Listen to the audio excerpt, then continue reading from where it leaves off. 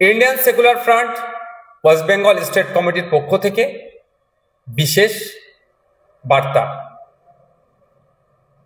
বর্তমান সময়ে একদিকে কেন্দ্রের ফ্যাসিস্ট সরকার, ঠিক সাথে সাথে আমাদের রাজ্যের আপাদমস্তক দুর্নীতিগ্রস্ত যে সরকার চলছে, এর বিরুদ্ধে পশ্চিমবাংলার মানুষ পরিত্রাণ পেতে চাইছে।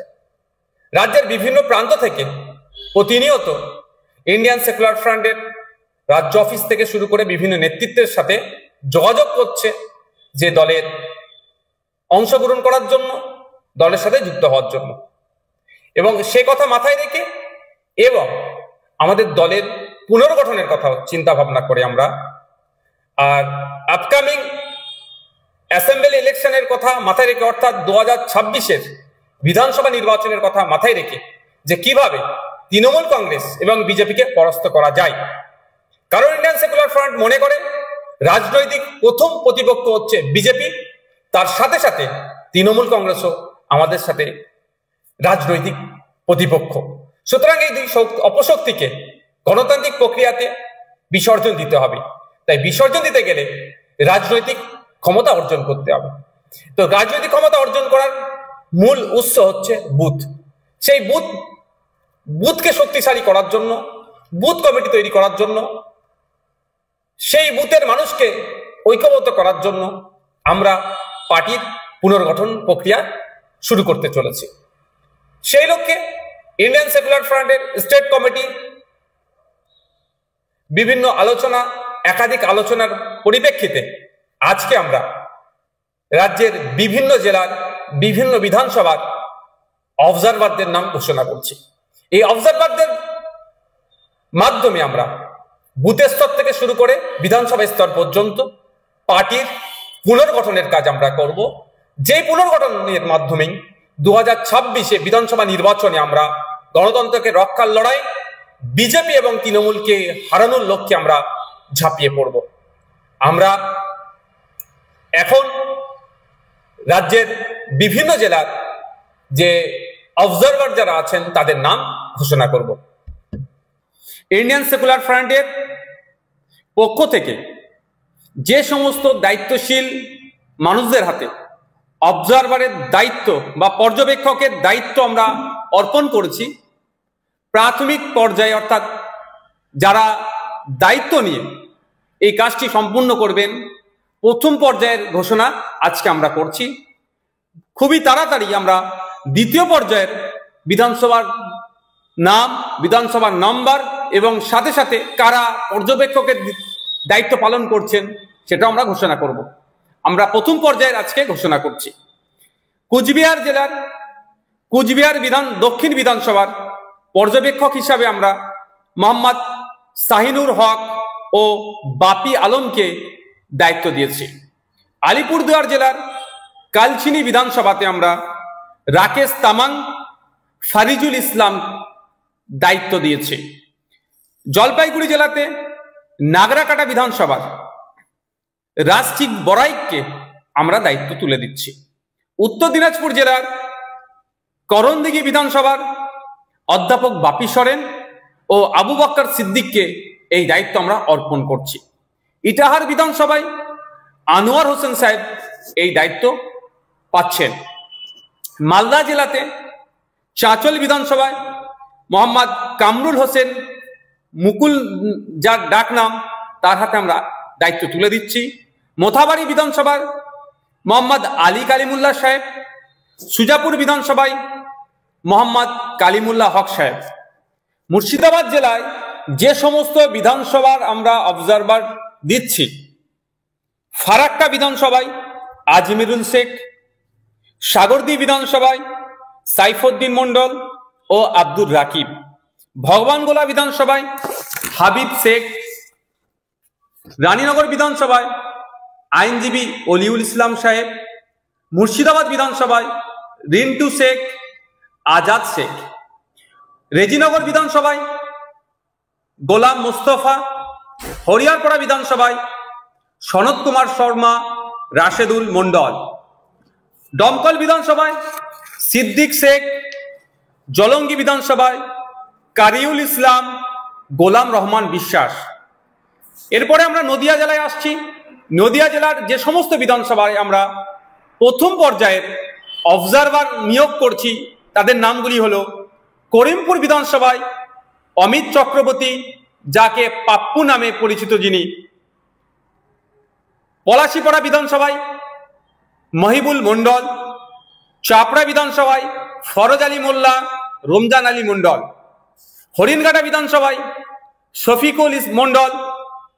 এরপরে আমরা আসছি উত্তর 24 পরগনা জেলার বাগদা বিধানসভায় বাকিবিল্লা মণ্ডল; বনগাঁ উত্তর বিধানসভায় রানা মুখার্জি; বাদুরিয়া বিধানসভায় মোহাম্মদ কুতুবুদ্দিন ফাতেহি; হাবড়া বিধানসভায় সাবির আলী মণ্ডল; অশোকনগর বিধানসভায় তাপস ব্যানার্জি; আমডাঙ্গা বিধানসভায় বিশ্বজিৎ মাইতি; মধ্যমগ্রাম বিধানসভায় আইনজীবী মোহাম্মদ জামির হোসেন; দেগঙ্গা বিধানসভায় শামসুর আলী মল্লিক; হাড়োয়া বিধানসভায় আইনজীবী পিয়ারুল ইসলাম সাহেব; সন্দেশখালী বিধানসভায় আইনজীবী পৃথিরাজ বিশ্বাস ও মফিজুল মোল্লা সাহেব; বসিরহাট উত্তর বিধানসভায় মোহাম্মদ মুসা কালিমুল্লাহ। দক্ষিণ 24 পরগনা জেলায় প্রথম পর্যায়ে যে সমস্ত বিধানসভার অবজারভার পশ্চিমবঙ্গ রাজ্য কমিটি এবং কেন্দ্রীয় কমিটি নিযুক্ত করেছেন তার নামগুলো আমি ঘোষণা করছি। গোসাবা বিধানসভার ক্ষেত্রে প্রশান্ত নায়েক; কুলতলি বিধানসভার ক্ষেত্রে শহীদুল ইসলাম মোল্লা; পাথর প্রতিমা আব্দুল গফফার মোল্লা; কুলপি আব্দুল মালেক মোল্লা; রায়দিঘি আব্দুল মালেক মোল্লা; মন্দির বাজার আমি মোহাম্মদ নওসাদ সিদ্দিকী; জয়নগর অনির্বাণ তলাপাত্র; বারাইপুর পূর্ব জয়দীপ গায়েন; ক্যানিং পশ্চিম গাজী শাহাবুদ্দিন সিরাজি ও মোহাম্মদ মোর্তজা খান; ক্যানিং পূর্ব গাজী শাহাবুদ্দিন সিরাজি; মগরাহাট পূর্ব কংসারী মণ্ডল; ডায়মন্ড হারবার আইনজীবী মোহাম্মদ শাহাদাত শাহ; সোনারপুর দক্ষিণ অনির্বাণ তলাপাত্র; ভাঙর আমি মোহাম্মদ নওসাদ সিদ্দিকী। হাওড়া জেলার যে সমস্ত বিধানসভায় এবং যাদেরকে প্রথম পর্যায়ে অবজারভার হিসাবে নিয়োগ করছি তাদের নাম এবং বিধানসভার নামও আমি উল্লেখ করছি। হাওড়া মধ্য বিধানসভায় নাসির খান; হাওড়া দক্ষিণ আইনজীবী শাহজাদা পারভেজ ও শেখ আব্দুল রাকিব; সাঁকরাইল শেখ নাজিম; পাঁচলা মুজিবুর রহমান; উলুবেড়িয়া পূর্ব নাসিরউদ্দিন মণ্ডল; উলুবেড়িয়া উত্তর শেখ মোহাম্মদ ইকবাল; উলুবেড়িয়া দক্ষিণ আফতাব উদ্দিন মোল্লা; শ্যামপুর শেখ কামাল উদ্দিন; বাগনান তুষারেফ মল্লিক ডাকনাম মুজিবর; আমতা আমাদের নাসিরউদ্দিন মীর; জগৎবল্লভপুর নাসিরউদ্দিন মীর; ডোমজুর আইনজীবী শেখ সাবির আহমেদ।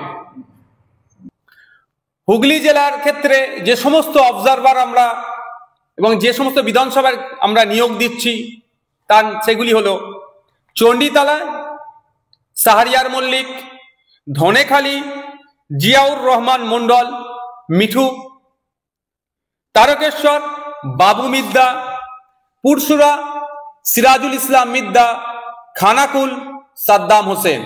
এছাড়াও পূর্ব মেদিনীপুরে যে সমস্ত বিধানসভার ক্ষেত্রে আমরা নিয়োগ দিচ্ছি অবজারভার: পাঁশকুড়া পশ্চিম শেখ আকবর আলী, তার সাথে শেখ শামসুর আলম; ময়না বিধানসভায় আমিনুল ইসলাম; নন্দকুমার বিধানসভায় শেখ সিরাজ আলী; হলদিয়া বিধানসভায় শেখ আতিয়ার রহমান ও নাসির আলী; নন্দীগ্রাম বিধানসভায় মৌলানা সবে মিরাজ খান ও কালু মল্লিক। ঝাড়গ্রাম বিধানসভার ক্ষেত্রে আমরা ঝাড়গ্রাম বিধানসভাতে সুভাষ হেমব্রম ও বিনপুর বিধানসভায় অধ্যাপক বাপি সরেন; পশ্চিম মেদিনীপুর চন্দ্রকোনাতে লক্ষ্মীকান্ত হাঁসদা; গড়বেতা বিধানসভায় রমজান আলী খান ও মোহন টুডু। শালবনী বিধানসভাতে লক্ষ্মীকান্ত হাসদা। পুরুলিয়া জেলার যে সমস্ত বিধানসভাতে আমরা অবজারভার নিয়োগ করছি, পুরুলিয়া বিধানসভা মোহাম্মদ ওয়ারিস আনসারি, কাশীপুর বিধানসভা আনন্দ পরামানিক, পাড়া বিধানসভা গৌরীশ রায়। বাঁকুড়া জেলার আমরা এই প্রথম পর্যায়ে দুটি বিধানসভায় অবজারভার নিয়োগ করছি। প্রথমটি হলো তালডাংরা বিধানসভা, অবজারভার হিসাবে মোহাম্মদ জুলকার খান। দ্বিতীয়টি হলো বিষ্ণুপুর বিধানসভা, মেহেরুল আলম। পূর্ব বর্ধমানে এই মুহূর্তে আমরা একটি বিধানসভার অবজারভার নিয়োগ করছি। দ্বিতীয় পর্যায়ে আমরা আরো বেশ কয়েকটি বিধানসভায় আমরা আশা করছি অবজারভার নিয়োগ করব দ্রুত। পূর্বস্থলী উত্তর মৌলানা জাকির গায়েন সাহেব। বীরভূম জেলার যে সমস্ত বিধানসভাগুলি আছে, প্রথম পর্যায়ে আমরা দুটি বিধানসভায় অবজারভার নিয়োগ করছি। প্রথমটি দুবরাজপুর বিধানসভায় মনিসুর রহমান খান, যিনি অবজারভারের দায়িত্ব পালন করবেন। দ্বিতীয়টি মুরারই বিধানসভা, হজরত আলী নামে যিনি আছেন তিনি অবজারভারের দায়িত্ব গ্রহণ করবেন।